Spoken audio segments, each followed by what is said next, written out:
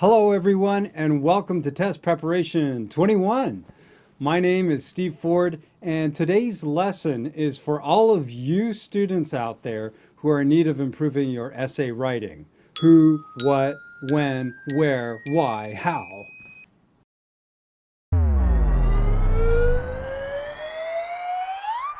Where is the subject?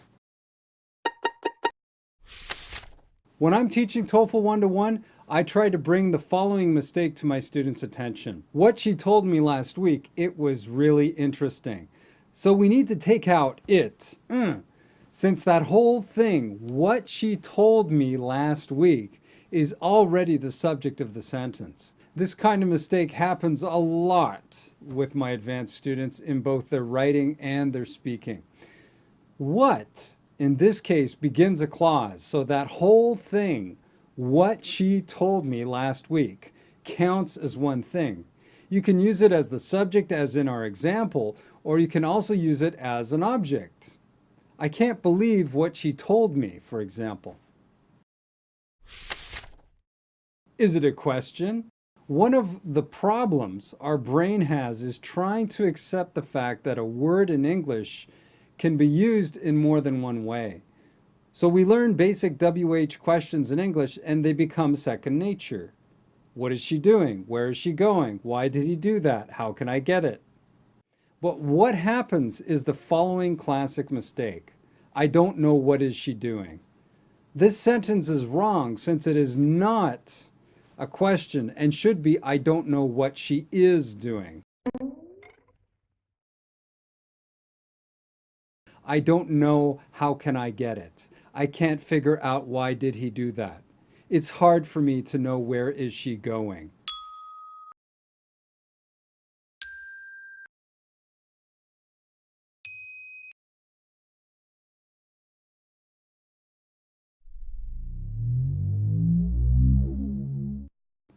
Using that at the beginning of a sentence.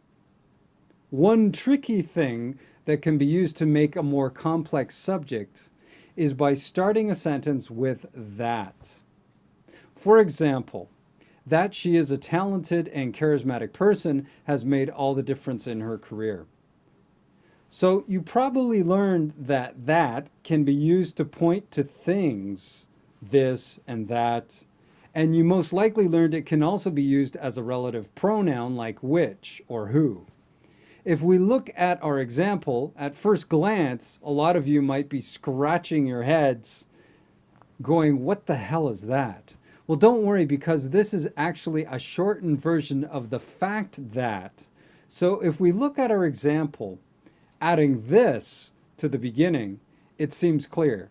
The fact that she is a talented and charismatic person has made all the difference in her career.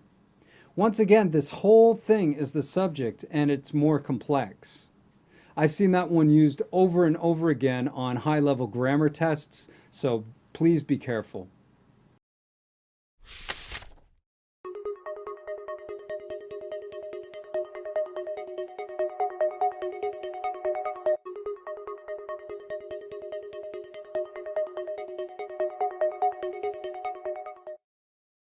Question number 1.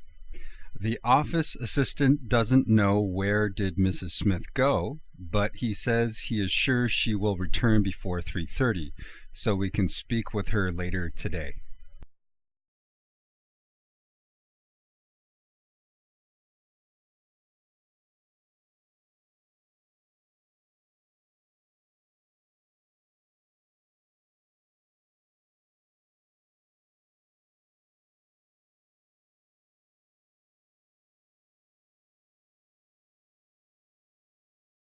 The incorrect answer is letter A, did Mrs. Smith go, and should be Mrs. Smith went.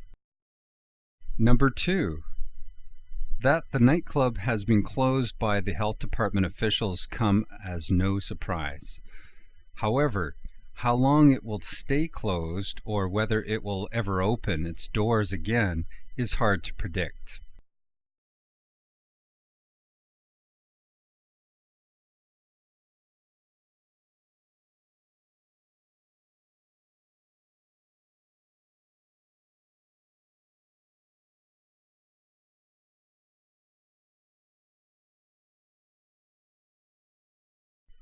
Letter B is incorrect. Any sentence that has a more complex subject, like this one here, starting with that, should be conjugated in the third person singular. Officials assure us that the current crisis is temporary and that the population should remain hopeful, although how long will the situation last is anybody's guess.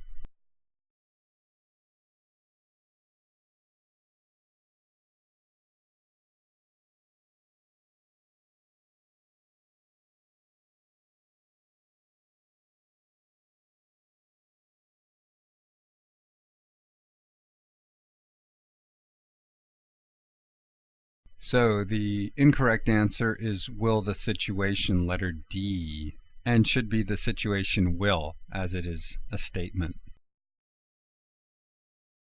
Last one. That we need to boost sales are clear. What is unclear is how we will be able to do it.